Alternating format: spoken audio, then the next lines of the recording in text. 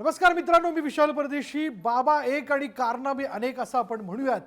आपण कितीही म्हटलं तरी बाबाचे म्हणजे अर्थातच बाबा भोंदू खरात बाबा जो आहे त्याचे कारनामे काही थांबताना दिसत नाहीयेत, कारण एक एक करून ते उघड होताना दिसत आहेत. त्यामुळे मोठी चर्चा जी आहे ती सगळीकडे केली जाते. अगदी चांद्यापासून बांधापर्यंत ही चर्चा होताना दिसते की या बाबाने एवढे हे सगळं केलं कसं, आणि ज्यावेळेस ते उघड होतंय तर लोक अक्षरशः बोटं तोंडात घालतायत, आश्चर्यचकित होत आहेत. आणि हो, या सगळ्या याच्यात बघा आत्तापर्यंतचा भोंदू बाबा खरातचा तपास नेमका कुठपर्यंत आलाय, काय नेमकं घडतंय याबद्दलचा हा व्हिडिओ आहे. त्यामुळे हा व्हिडिओ शेवटपर्यंत बघा.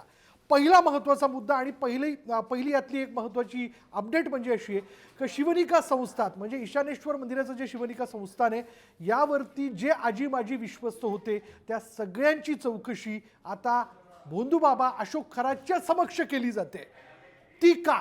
त्या सगळ्या याच्यात आत्तापर्यंत विश्वस्त म्हणून या संस्थांवरती काम करत असताना काय घडामोडी घडल्या, कशा पद्धतीने त्या घडल्या, काय व्यवहार झाले, काय करण्यात आलं, कोणी कोणी या संस्थांना देणग्या दिल्या, भक्तांकडे कशा पद्धतीने पूजेच्या नावानं पैसे घेण्यात आले, आणि या संदर्भात मीटिंग घेऊन संस्थानातल्या विश्वस्तांसमोर ठराव काही करण्यात आलेला होता का, हा बाबा खरात कशा पद्धतीने सगळ्या विश्वस्तांना मर्जीत घेऊन काम करत होता का, असे सगळे वेगवेगळे मुद्दे जे उपस्थित होणारे जे प्रश्न आहेत ते SIT कडनं तपासले जातात.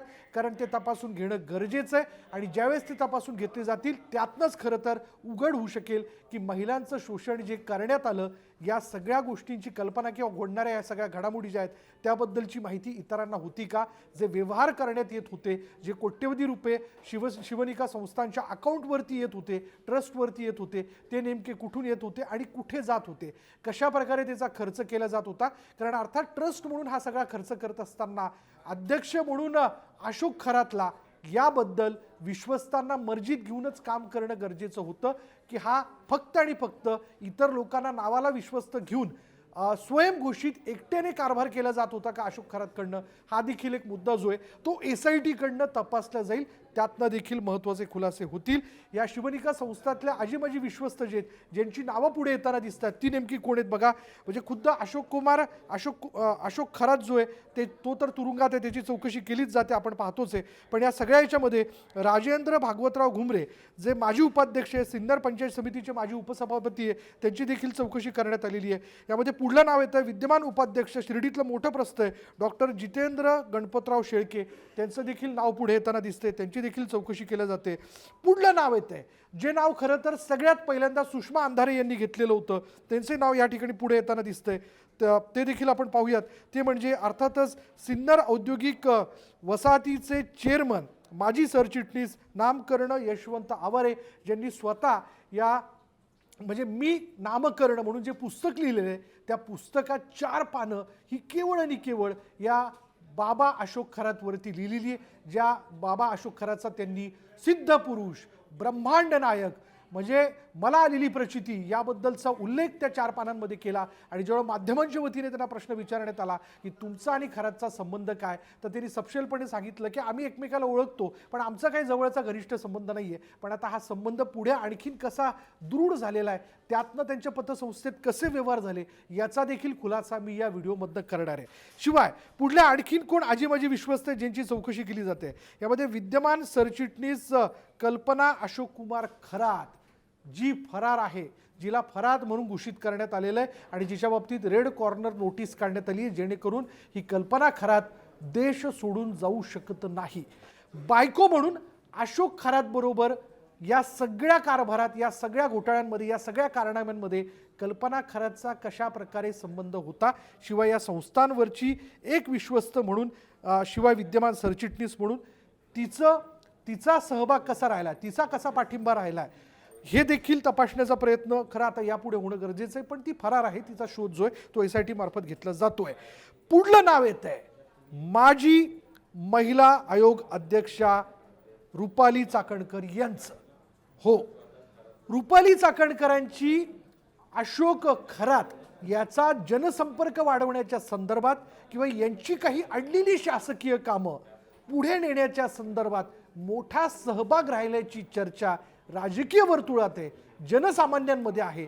त्यामुळे यात विश्वस्त म्हणून या संस्थांवरती काम करत असताना रुपाली चाकणकर यांचा या सगळ्या संस्थानाच्या कामकाजात कसा सहभाग होता, कसा पाठिंबा राहिला, कशी त्यांनी मदत केली, हे देखील SIT कडनं आता तपासलं जाईल.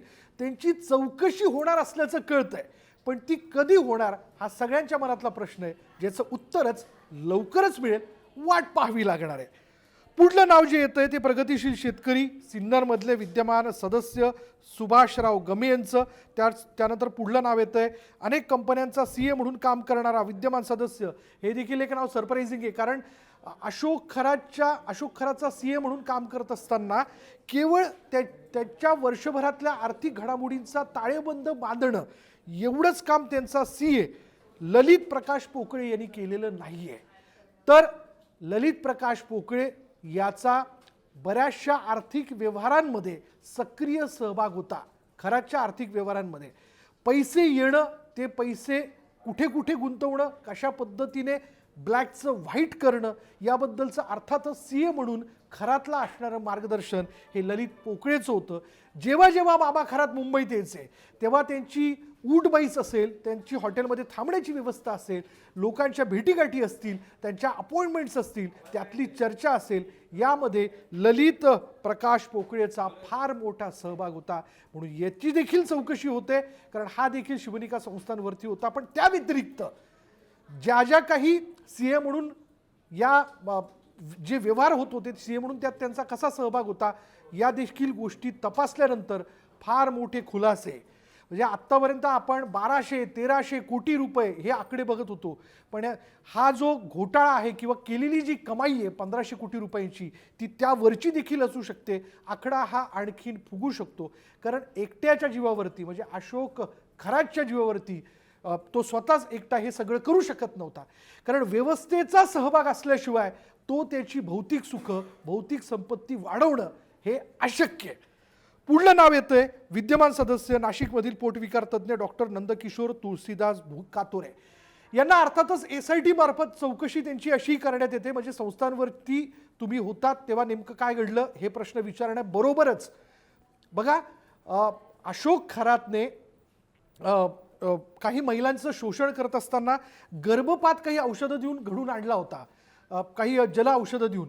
त्याच्यामध्ये जी औषधं देण्यात आली ती कुठल्याही गायनकोलॉजिस्ट किंवा डॉक्टरच्या प्रिस्क्रिप्शन शिवाय घेता येऊ शकत नाही. मेडिकल ते देत नाही, कारण मेडिकलला दिलेला सुद्धा जो काही ॲबॉर्शनच्या संदर्भातला औषधांचा साठा असतो तो मोजून देण्यात आलेला असतो, त्याची नोंदणी ठेवण्यात येते. म्हणजे कुठल्या पेशंटला ते देण्यात आलं, कुठल्या डॉक्टरने ते प्रिस्क्राईब केलेलं होतं, याची सगळी ऑनलाईन नोंदणी जी आहे ती केली जाते. अशावेळी कुठल्या डॉक्टरने ही औषधं प्रिस्क्राईब केली होती आणि जी बाबा खरातपर्यंत पोहोचली. बळजबरीने गर्भपात जो अशोक खरातने केला होता त्या संदर्भातली पोलीस कोठडी जी आहे 7 दिवसांची, ती पुढे आता त्याला सुनावण्यात आलेली आहे. याबद्दलचा निर्णय न्यायालयाने दिला आणि 7 दिवसात ही सगळी चौकशी केली जाईल. हे देखील प्रश्न डॉक्टर नंदकिशोर तुळशीदास कातोरे यांना विचारण्यात आलेले होते, ज्याबद्दल काय नेमकी चौकशी झाली ते देखील मुद्दे SIT कडनं समोर येतील.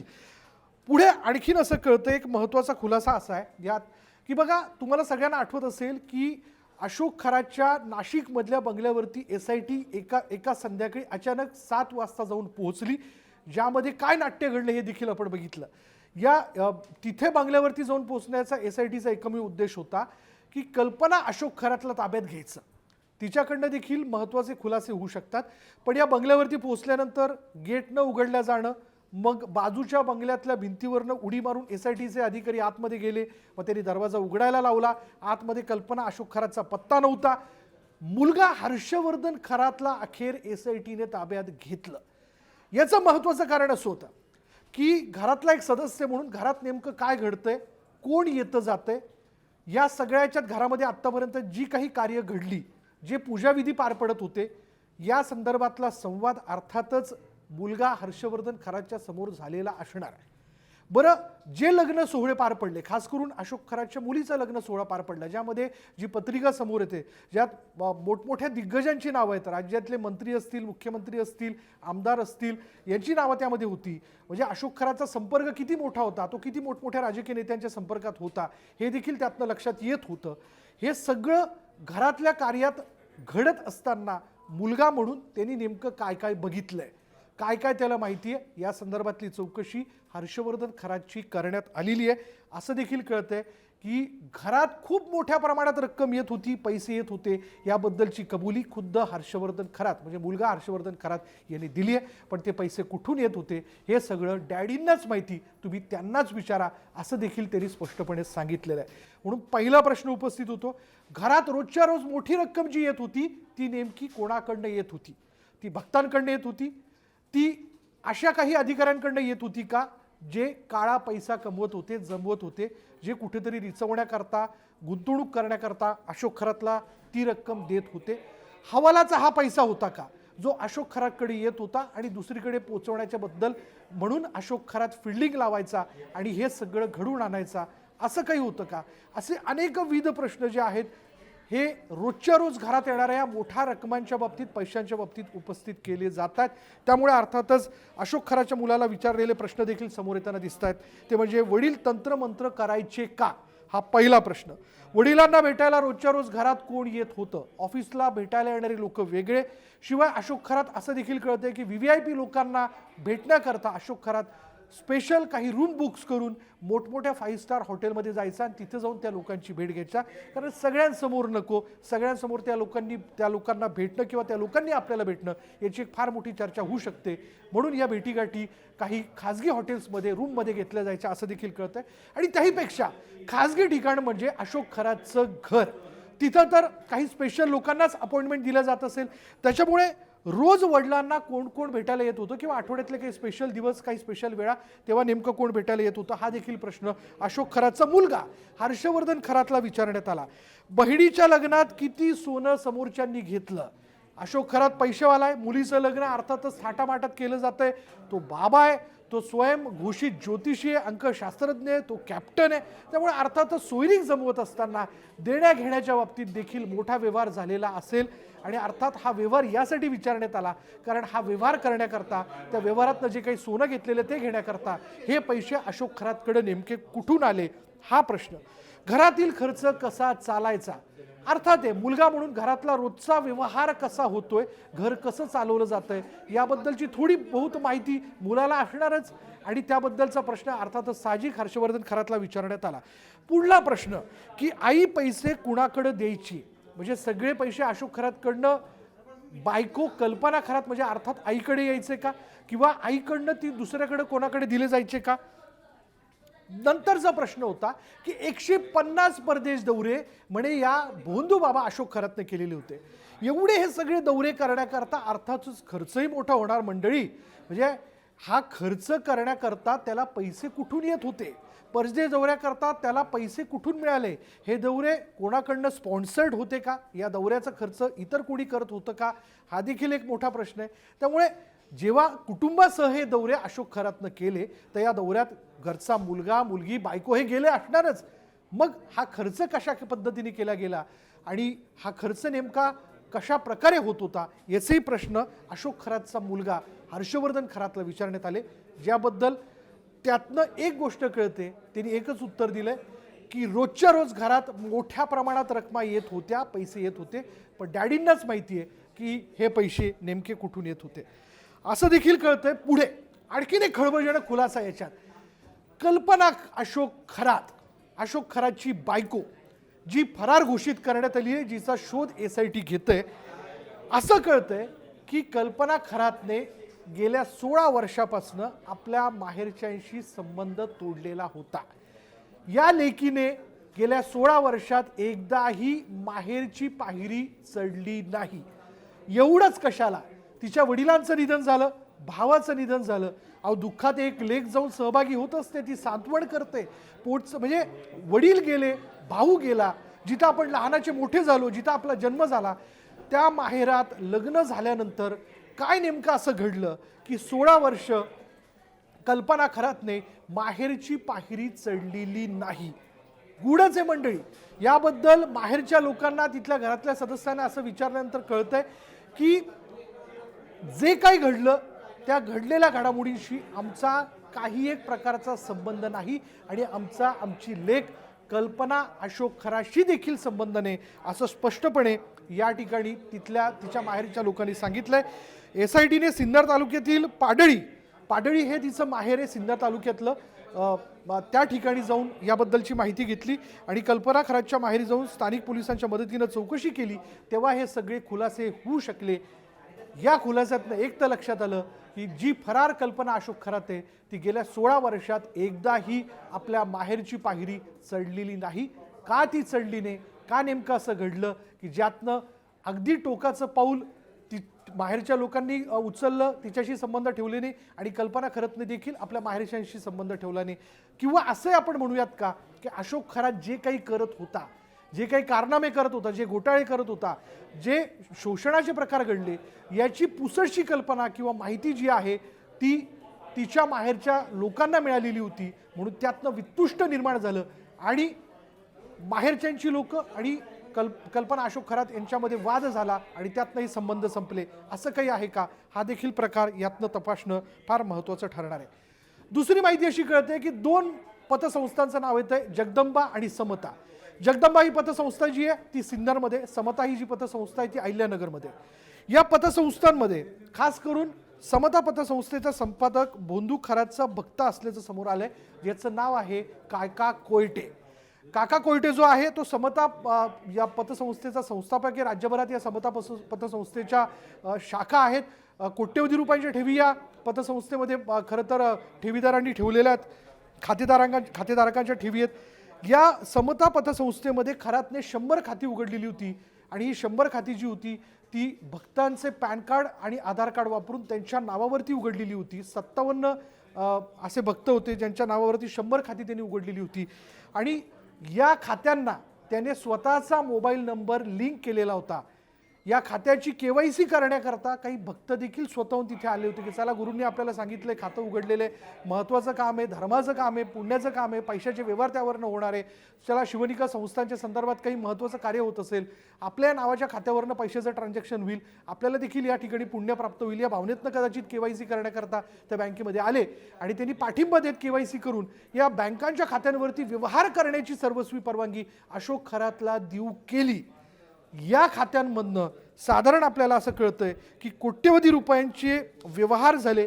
साधारण 60 ते 70 कोटी रुपयांचे व्यवहार जे आहेत ते जगदंबा आणि समता या बँकांच्या खात्यांवरनं करण्यात आलेले आहेत, ज्याचा सर्वा त्यावरती ट्रान्झॅक्शन करण्याचे सगळे अधिकार हे अशोक खरातला देण्यात आल्याचं कळतंय. आणि अर्थात आता या बँकेचे जे दोन्ही बँकांचे व्यवस्थापक जे आहेत त्यांना ताब्यात घेऊन SIT त्यांची देखील चौकशी करतंय, ज्यातनं महत्त्वाचे खुलासे होऊ शकतील.